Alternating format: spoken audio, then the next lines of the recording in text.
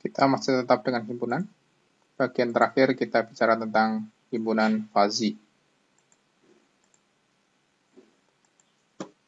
Dalam teori klasik, sebuah himpunan harus didefinisikan dengan jelas ya. Well defined, saklek, ya atau tidak. Dalam teori himpunan fuzzy, batasan-batasan yang ada dalam suatu himpunan fuzzy bersifat samar, bukan ya dan tidak. Jika properti bersifat samar, fuzzy, maka setiap anggota A mempunyai bobot keanggotaan. Diberikan adanya bobot keanggotaan. Bobot keanggotaan menyatakan seberapa benar anggota A tersebut memenuhi properti. Ya. Dalam penyajian numerasi, setiap anggota A nanti diberi bobot keanggotaan.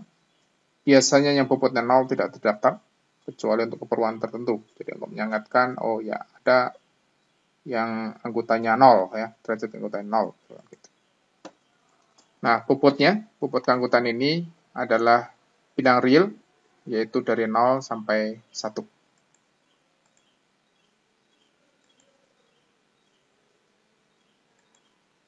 Ini contoh himpunan Kripps atau original atau usual ya.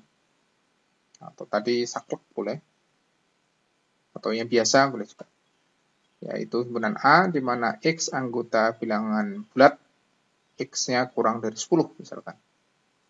Jadi nanti anggotanya udah jelas kan, ada yang jadi anggota, ada yang bukan jadi anggota. Begitupun kalau kita tuliskan A adalah 1, 2, 3, 9 ya. Nah, A yang di atas dan di bawah itu berbeda ya, karena ini adalah bilangan bulat, tentu adalah mulai dari minus kan, mulai dari minus hingga sampai minus 10, minus 9, dan seterusnya sampai kemudian 1, 2, 3, dan seterusnya sampai 9. Kalau jawaban nomor A ini ya, yang pertama ini. Nah, kalau ini adalah himpunan fuzzy, contohnya adalah himpunan di mana X anggota bilangan bulat dengan catatan X-nya bilangan yang cukup besar. Bilangan cukup besar. Tentu ini agak sulit ya, untuk menyatakan apa itu bilangan cukup besar itu. Nah, salah satu caranya adalah seperti ini. Ya. A adalah himpunan X anggota bilangan bulat di mana X-nya bilangan cukup besar. Kita bahas ya. Pengertian bilangan cukup besar itu sangat relatif. Misal bilangan 10.000 misalkan, sejauh mana orang secara umum bisa mengatakan bahwa bilangan 10.000 ini termasuk bilangan yang cukup besar. Untuk itu diperlukan bobot yang merepresentasikan sejauh mana bilangan 10.000 ini bisa dikatakan cukup besar.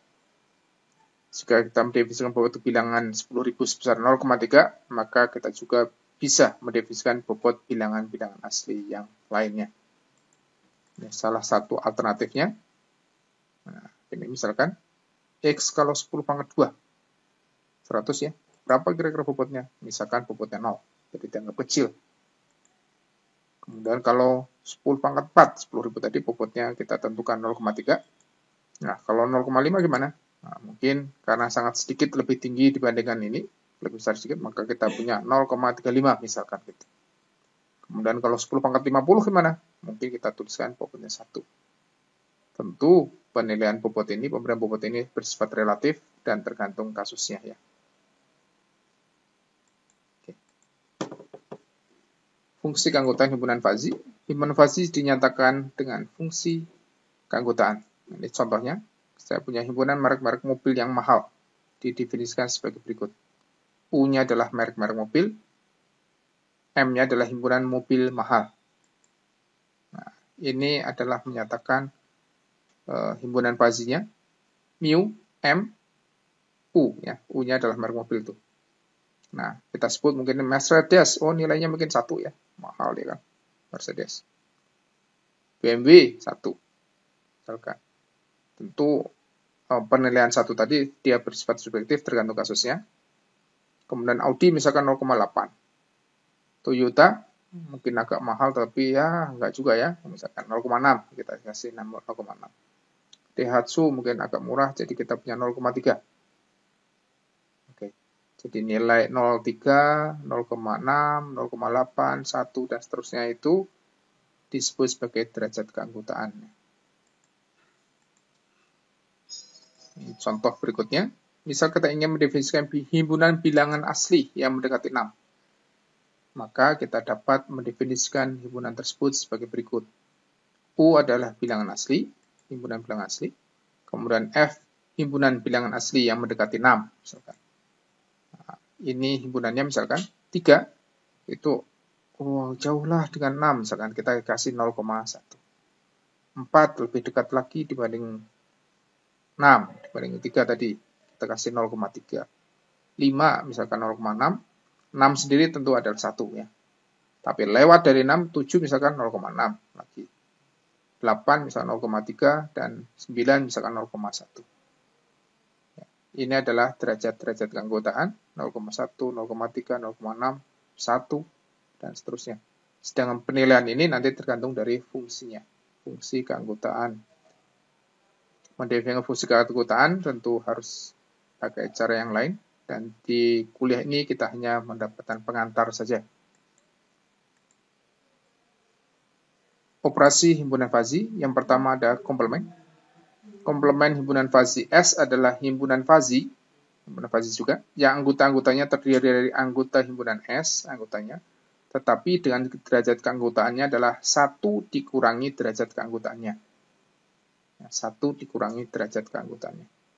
Dilambangkan dengan S pangkat C atau S coret ya. Ini contohnya misalkan T adalah himpunan fazi, ada Dadi nilainya 0,6, Dani 0,9, Dina misalkan 0,4, Dida misalkan 0,1, kemudian Didi misalkan 0,5. Maka komplemennya adalah 0,4 karena 1 dikurangi 0,6. Kemudian Dani ini 0,1, kenapa? 1 dikurangi 0,9 ya. Kemudian Dina itu adalah 0,6 karena 1 dikurangi 0,4. Dida 0,9 karena 1 dikurangi 0,1 ya. Didi sama juga 0,5 karena dia 1 dikurangi 0,5. Ini adalah komplemen. Operasi kedua adalah gabungan, union. Gabungan himpunan fazi A dan B adalah himpunan fazi juga yang anggota-anggotanya terdiri dari anggota himpunan A atau himpunan B dengan derajat keanggotaan yang maksimum ya. Kita ambil yang maksimum. Yang maksimumnya. Lambangnya adalah A union B seperti biasa ya. Jadi contohnya kalau saya punya A adalah himpunan kelulusan matematika diskrit, misalkan Anton 0,5, Eni 0,5, Rito misalkan 0,0, Setio misalkan 0,75, Bambang 1,0 misalkan. Kemudian B menyatakan himpunan kelulusan logika matematika dengan nilai 0,5 untuk Anton, Eni misalkan 0,25, Rito-nya 0,75, Setio 0,75, Bambang 0,5 misalkan. Maka unionnya ya, kita ambil yang maksimum kan. Anton berarti saya punya 0,5 karena dia maksimum. Eni adalah 0,5 juga. Kemudian Rito, kita punya Rito 0,0 dan 0,75, jadi kita ambil yang 0,75. Kemudian Setio 0,75, kan Setio di sini 0,75, dan di B juga 0,75. Bambang kita ambil yang 1 ya, maksimumnya itu. Nah, himpunan gabungan ini menyatakan kelulusan matematika, diskrit, atau logika matematika. Atau ya. Operasi berikutnya adalah operasi irisan. Irisan himpunan fazi A dan B adalah himpunan fazi juga, yang anggota-anggotanya terdiri dari anggota himpunan A yang sekaligus menjadi anggota himpunan B dengan derajat keanggotaan yang minimum, ya, yang diambil yang minimum, yang dilambangkan dengan A iris B. Contohnya kalau A, saya punya himpunan A menyatakan himpunan kelulusan matematika diskrit dengan 0,25 untuk Anton, 0,5 untuk Eni, 0,0 untuk Rito, kemudian 0,75 untuk Setio, 1,0 untuk Bambang. B menyatakan himpunan kelulusan logika matematika dengan 0,5 untuk Anton, Eni-nya adalah 0,25, Rito 0,75, Setio 0,75, Bambang 0,5. Maka A iris B itu sama dengan 0,25 untuk Anton, paling kecil ya, 0,25, 0,5 kan, jadi kita ambil 0,25 untuk Anton.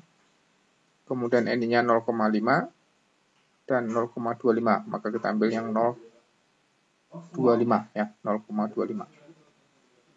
Rito 0,0 dan 0,75, maka kita ambil yang 0,0. Setio 0,75 dan 0,75 ya, maka kita ambil 0,75. Bambang 1,0 dan 0,5, maka kita ambil untuk 0,5. Nah, A iris B ini menyatakan himpunan fazi dari kelulusan matematika diskrit dan logika matematika. Ada pesan moral yang ingin disampaikan bahwa sengaja dalam perkuliahan ini disampaikan 3 jenis himpunan. Ada himpunan crisp, himpunan yang biasa, kemudian ada himpunan ganda atau multiset, dan ada himpunan fazi. Himpunan ganda dan himpunan fazi disampaikan sebagai pengantar saja. Ya. Dia kurang panjang, nanti mungkin mata kuliah yang lainnya akan memberikan dengan panjang lebar. Tujuannya adalah memberikan gambaran pada mahasiswa bahwa himpunan tidak hanya satu jenis, yang sifat keanggotaannya ada atau tidak ada saja, tetapi ada juga jenis yang lainnya. Karena itu, dalam kehidupan sehari-hari, jangan hanya memandang jika dia bukan anggota dari organisasiku secara saklek saja. Mungkin sekali dia punya keanggotaan yang sebagian saja. Karena itu, maka dia bukan musuhnya. Nah, carilah persamaan, jangan perbedaan. Terima kasih yang bisa kami sampaikan dalam kaitan ini. Semoga bisa dipahami dan berguna untuk hidup dan kehidupan kita. Terima kasih.